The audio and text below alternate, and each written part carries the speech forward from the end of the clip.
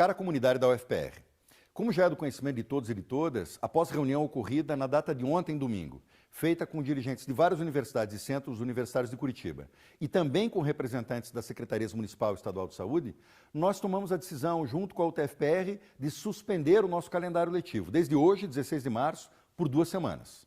Hoje mesmo, outras instituições de ensino já seguiram o nosso exemplo, como a PUC e a Universidade Positivo. E eu estou certo que ao longo dessa semana, outras vão fazer o mesmo caminho. Ouvimos a comissão de especialistas que foi nomeada por mim, cientistas que orgulham a UFPR, e entendemos que a suspensão das nossas atividades era o melhor caminho. Era a melhor medida, em primeiro lugar, para preservarmos a saúde da nossa comunidade, servidores técnico-administrativos, docentes, estudantes e terceirizados. Mas também fizemos isso assumindo uma posição clara, enquanto instituição pensante e protagonista da sociedade, diante dessa crise. Seguindo as orientações das autoridades e dos nossos cientistas, entendemos que é importante evitar todas as formas de aglomeração, e vejam que a universidade é um lugar de encontros, e cortar os canais de possível transmissão do vírus, justamente nesse momento em que a situação ainda não atingiu números dramáticos.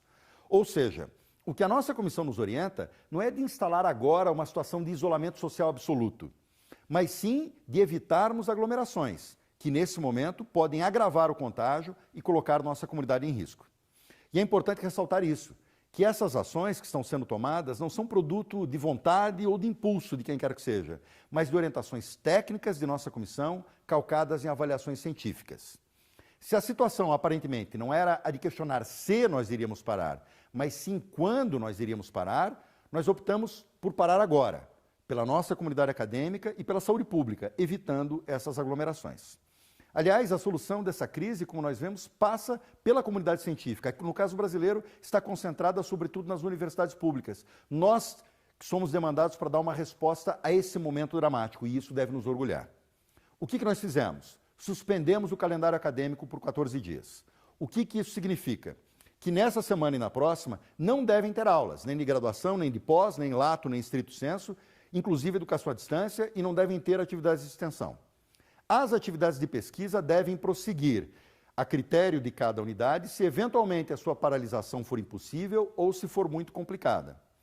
Com isso, não funcionarão na universidade os intercampi, as bibliotecas, os restaurantes universitários.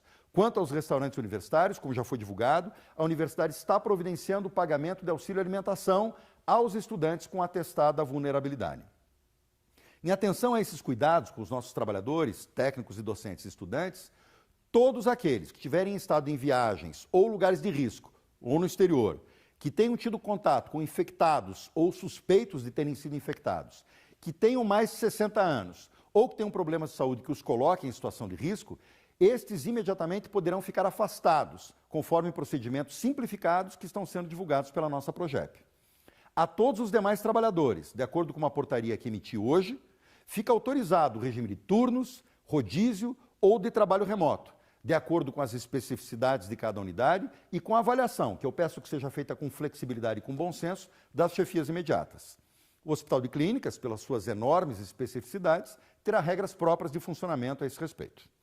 Nessas 2 semanas de suspensão do nosso calendário, nós não vamos parar. Vamos conversar com os cursos de graduação e de pós-graduação, bem como com os diretores do setor, para buscar construir uma forma de exercícios domiciliares que possa funcionar, eventualmente em conjunto com estratégias de educação remota, para que, de algum modo, o nosso calendário possa ser retomado mais adiante, sem a necessidade de aglomerações nas universidades. Eu chamo a atenção desse fato importante.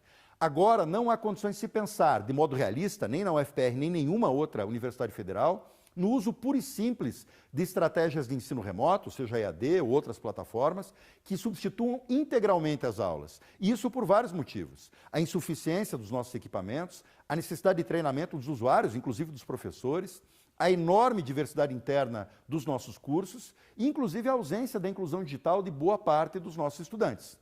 O que nós vamos tentar construir é algo que possa ser feito em casa com o apoio das estratégias remotas ou à distância.